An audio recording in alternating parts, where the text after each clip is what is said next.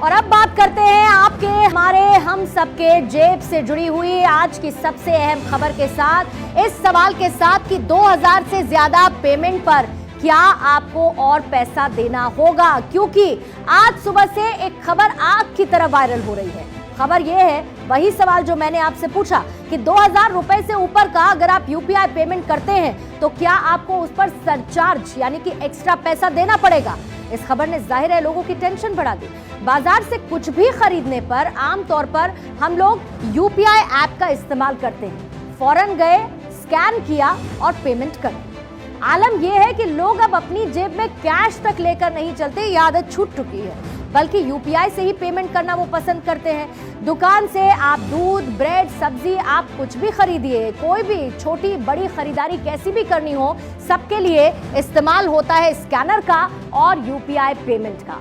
अब हम इसके इतने ज्यादा आदी हो चुके हैं कि कैश की जगह यूपीआई से ही पेमेंट करना हम सब पसंद करते हैं। लेकिन उसके बाद आज एक बड़ा सवाल सामने आया और सवाल यह है कि आने वाले 1 अप्रैल से बदलाव क्या होने जा रहा है।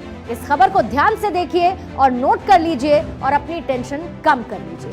एनपीसीआई ने एक ताजा सर्कुलर जारी किया है। इस सर्कुलर में एनपीसीआई कहता है कि 1 अप्रैल से यूपीआई के जरिए मर्चेंट ट्रांजैक्शन करने पर प्रीपेड पेमेंट इंस्ट्रूमेंट फीस लगेगी। इसको दोबारा से मैं दोहरा देती हूं आपके लिए, प्रीपेड पेमेंट इंस्ट्रूमेंट फीस ये लगेगी। इसके साथ इस सर्कुलर में यह भी लिखा गया है कि 2000 रुपए से ज्यादा के लेन देन पर यह चार्ज वसूला जाएगा।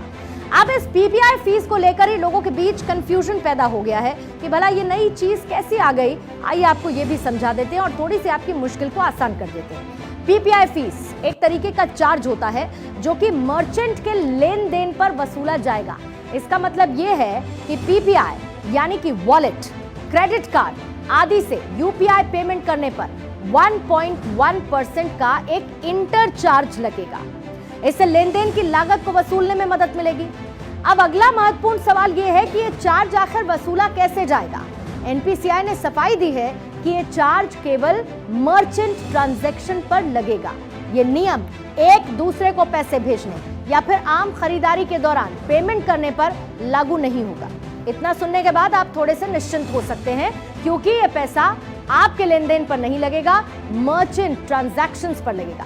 जैसे कि अगर आप कहीं पर बाहर जाते हैं और अमूमन कोई खरीदारी करते हैं, आपने दूध खरीदा, अंडा, सब्जी, आप उसके लिए अपने स्कैनर, अपनी यूपीआई पेमेंट का आप इस्तेमाल कर सकते हैं और पैसा दे देते हैं, तब तक कोई चार्ज नहीं लगेगा। अभी जैसे कि हम लोग कार्ड से पेमेंट करते हैं तो मर्चेंट के बीच एक चार्ज कटता है और इसी तरीके से यूपीआई सिस्टम में भी ये चार्ज कटेगा। सीधे तौर पर आम लोगों को ये चार्ज नहीं देना होगा, अगर इसे मैं आसान सी भाषा में आपको बताऊं। लेकिन अब सवाल ये कि आखिर ये चार्ज कहां देना होगा, ये भी आप समझिए।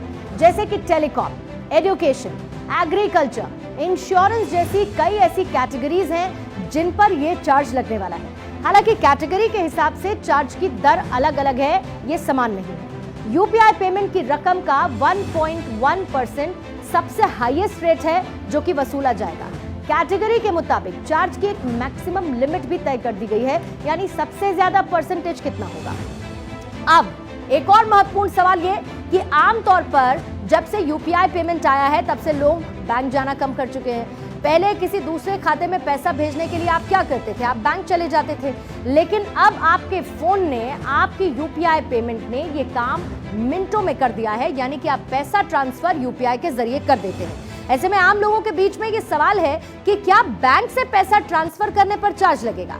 तो आपको इसका भी क्लैरिफिकेशन दे देते हैं कि अगर आप यूपीआई के जरिए बैंक से पैसा ट्रांसफर करते हैं, इसको अच्छे से समझिएगा, यूपीआई के जरिए आप बैंक से पैसा ट्रांसफर करते हैं तो कोई चार्ज नहीं देना होगा।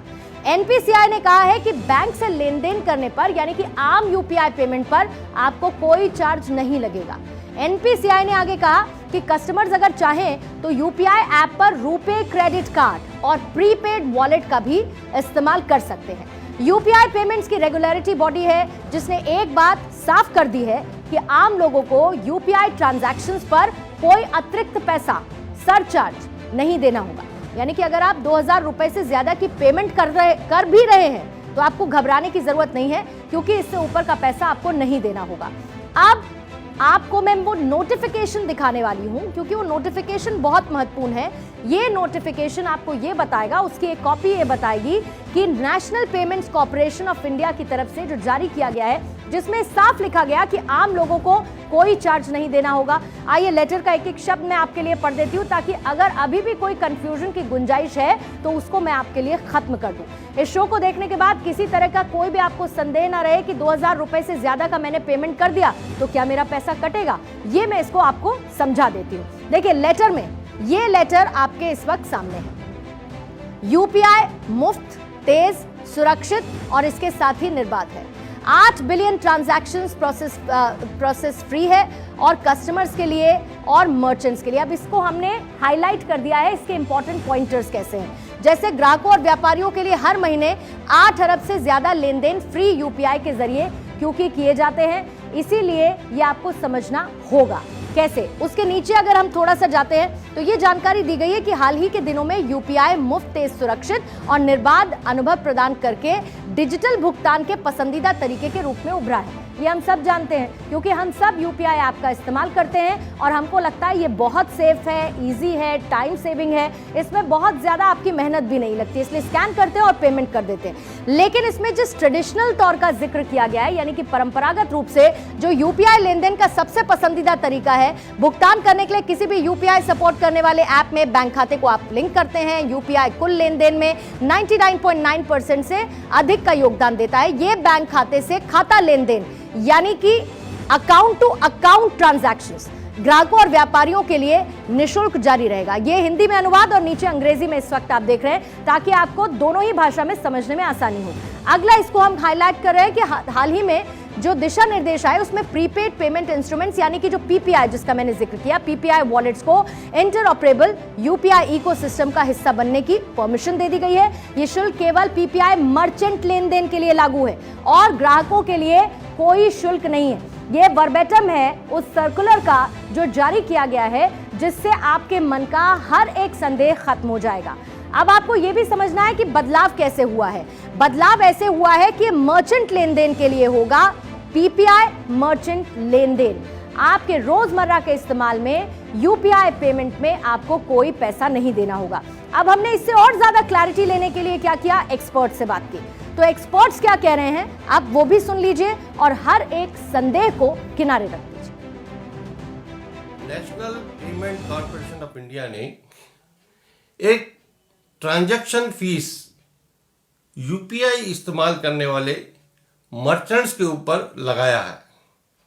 इसलिए इस इंटरचेंज फीस का असर आम यूपीआई इस्तेमाल करने वाले ग्राहकों पर नहीं पड़ने वाला है।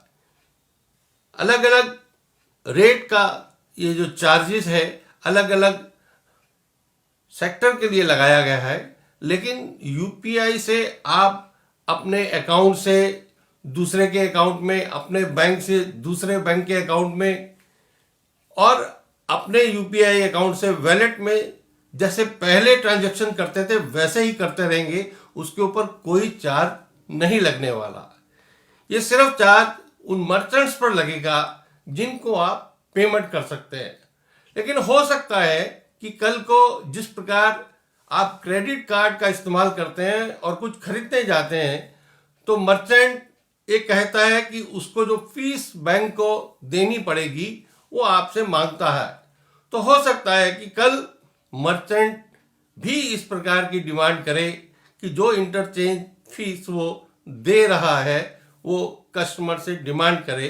लेकिन यूपीआई इस्तेमाल करने वाले ग्राहकों को सीधा इससे कोई फर्क नहीं पड़ने वाला।